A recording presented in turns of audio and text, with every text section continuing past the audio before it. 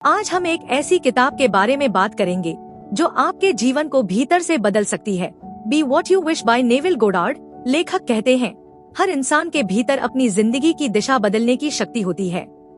यह शक्ति है कल्पना, इमेजिनेशन और विश्वास, फेथ।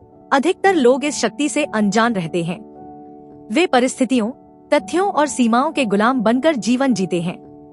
लेकिन जिस दिन आप अपनी आंतरिक रचनात्मक शक्ति को पहचान लेते हैं, उसी दिन से आप वही बनना शुरू कर देते हैं जो आप बनना चाहते हैं। कल्पना, इमेजिनेशन। आत्मा की भाषा। कल्पना केवल सोचने का नाम नहीं है। कल्पना वह अनुभव है जिसे आप लक्ष्य प्राप्त होने के बाद महसूस करते हैं।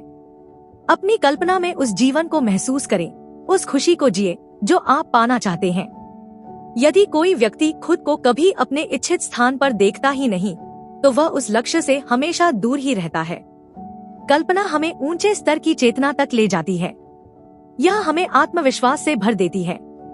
इसीलिए नेविल गोडार्ड कहते हैं, विकास का पहला शब्द है उठो, राइज। जब हम जागते हैं तो हमें समझ आता है कि हमारा अंतर मन, इनर वर्ल्ड, पूरे ब्रह्मांड का ही एक हिस्सा है।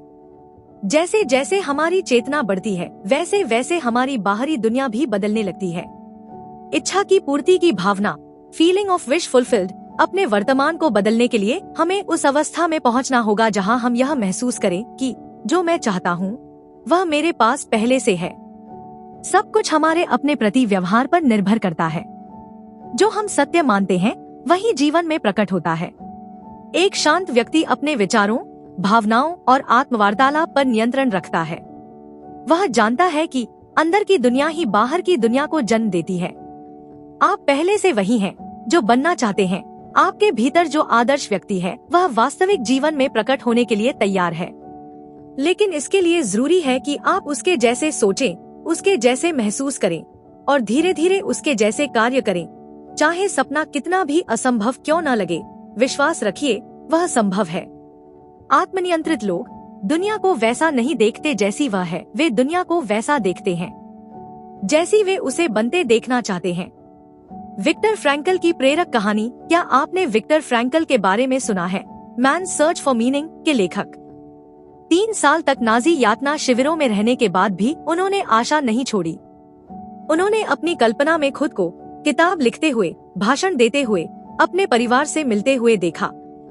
और वही कल्पना उनकी जीवन रक्षा बनी और जीवन का उद्देश्य भी। यह कहानी हमें याद दिलाती है, कल्पना हमें सबसे अंधेरे समय में भी प्रकाश दिखा सकती है। प्रार्थना, प्रेयर। भावना की भाषा। प्रार्थना शब्दों से नहीं, भावना से होती है। जब आप प्रार्थना करें तो यह विश्वास रखें कि आपकी प्रार्थना पहले ही स्वीकार हो चुकी है। इस संसार में सब कुछ नियमों से चलता है। प्रार्थना और उत्तर के बीच कारण और परिणाम का नियम कार्य करता है। जिस भावना के साथ आप प्रार्थना करते हैं वही आपकी वास्तविकता बनती है। मान्यता का नियम, law of assumption. Neville Goddard कहते हैं, आप जो मान लेते हैं वही सच बन जाता है। बाहरी दुनिया हमारी भीतरी मान्यताओं का प्रतिबिंब है। ध्यान, मेडिटेशन वह अवस्था है जहां हम अपनी कल्पना को सहज रूप से नियंत्रित कर सकते हैं। अपने सबसे ऊंचे आदर्श को आज ही चुनिए। उसके साथ अपनी पहचान जोड़िए। उसके भावों को जीवंत कीजिए। भावना ही सफलता का रहस्य है।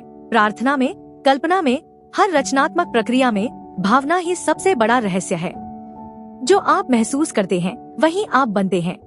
किसी व्यक्ति को उसकी बाहरी सफलता से नहीं, उसकी कल्पना की सुंदरता से आंकिए। प्रिय मित्रों, आज आपने कल्पना, विश्वास और भावना की शक्ति को जाना। यदि आप इन्हें अपने जीवन में अपनाएं, तो आप न केवल अपनी समस्याओं का समाधान पाएंगे बल्कि अपने जीवन को प्रेम, शांति और सकारात्मक ऊर्जा से भर देंगे।